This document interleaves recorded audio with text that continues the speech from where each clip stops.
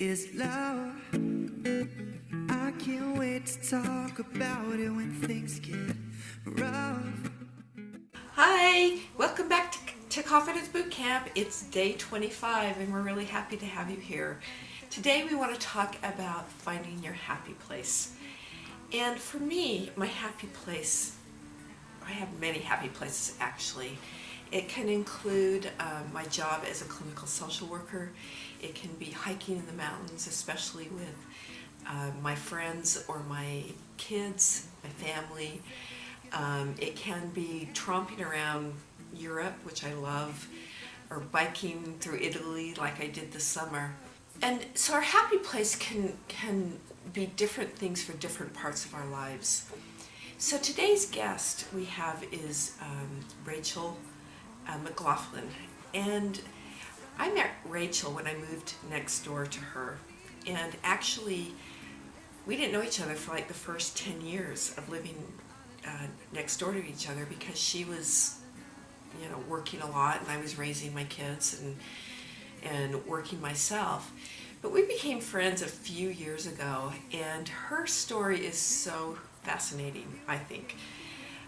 Rachel, finding her happy place sometimes is a journey. It's more of a journey than just, I love to go lay by a lake and read a good book, even though that is wonderful too. For Rachel, she started in Salt Lake City. She pursued a modeling career that took her to New York and Paris, and then back to Salt Lake City again to open up a floral design business. And I think you'll enjoy listening to her story and finding out why would she not, be satisfied with a prestigious modeling career in Paris, France. Why would she prefer to work with flowers? And so that's what I mean by a journey. Our journey to our happy place doesn't happen overnight. It is a process. That's what a journey means, right? It's a process as we live our lives, as we are in different stages of our lives, and we are, trying new things or just trying to get through our child-rearing years, or trying to get that next job, or trying to decide what we really want to be our next job to be. So, listen to Rachel's story. I think you'll enjoy hearing how she, went through that journey herself and where she is today. Hi, I'm Rachel McLaughlin.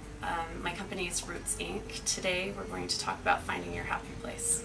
I established my company in 1995. It's a boutique flower shop. We do high-end weddings and events and day-to-day flowers and some design work. I got into flowers when I was in high school, but I worked at a flower shop for a couple of years off and on and then I was also living in Paris, France.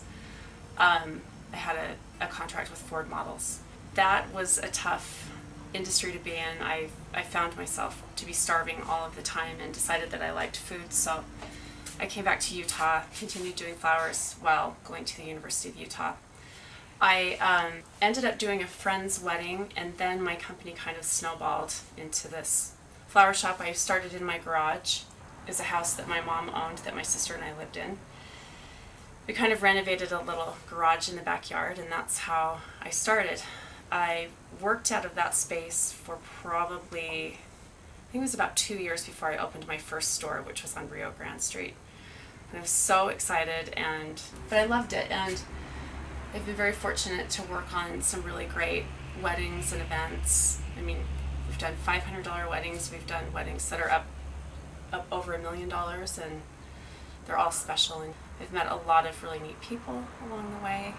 My job's allowed me to have a lot of freedom and to be able to love what I do again, because there were many years that I didn't. I was kind of tied to a store, working 70 plus hours a week, managing 10 people, 2 vans, owning a building.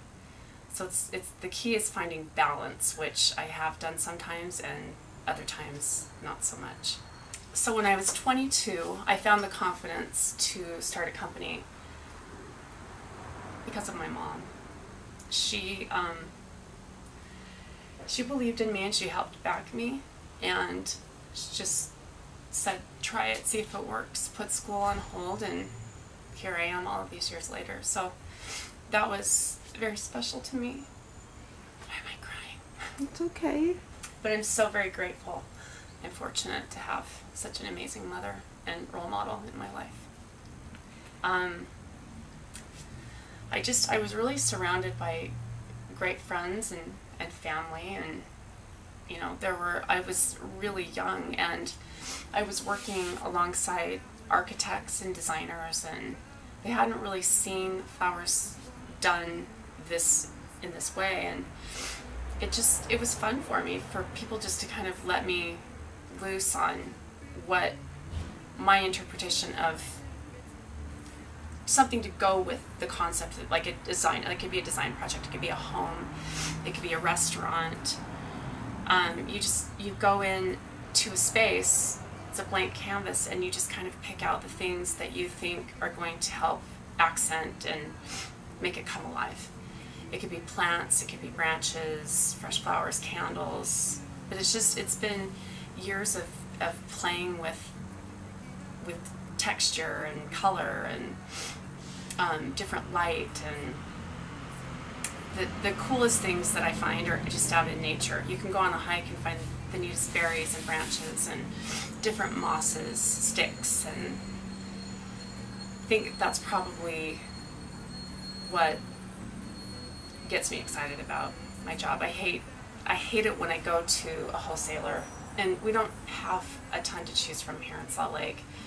But when you go and it's just kind of the ordinary, it's roses, it's hydrangea, it's, the usual things, it doesn't do a whole lot for me. But I love to see, like, some of the stuff that I got in for this wedding that I have tomorrow. It's bittersweet vine, but that came from back east. I have a girl that ships it, like, goes out after work, rolls it up in a big wad and ships it in a U-Haul box. And then you have all of the thistle and different types of mint and thyme, and the fall leaves, and even the branches with the acorns still on them, and little crab apples. My job is very rewarding, especially when you see how happy your client is, and when you see the end result of months and months of hard work and brainstorming and sleepless nights wondering if your perishable product is going to show up on time, if you have all of your staff in place. If it's super stressful. It's probably taken 20 years off of my life, so I'm probably only going to live to be like 55. But it's just having a client be so overwhelmed with joy that you exceeded their expectations is very rewarding. It's the best thing that could ever possibly happen. And I was very passionate about flowers. I learned a lot from my grandmother when I was a young girl. She had beautiful gardens. I would love to watch her grow her dahlias and her roses, and everything was named and labeled, and watching her make her flower arrangements for church. It's something that I was always drawn to, and just being able to create things, it's an art. I think finding something that you love, making sure that there aren't 9,000 people doing what you're doing, and then it's loving it and putting your heart into it, making sure that you're doing the right social media marketing. All of that stuff is a huge part of it. You really have to work hard, and it doesn't happen overnight. I mean, I started in my garage. Welcome back. I hope you enjoyed Rachel's story and her journey to her happy place. And throughout our Confidence Camp, we have been encouraging you to step out of your comfort zone. And that's a really good thing. But sometimes we also need to step back into our comfort zones, because that's where we feel confident, that's where we feel safe and familiar, and that's okay too. So thanks for joining us today for this episode of Confidence Boot Camp, and we'll see you tomorrow. La, la, la.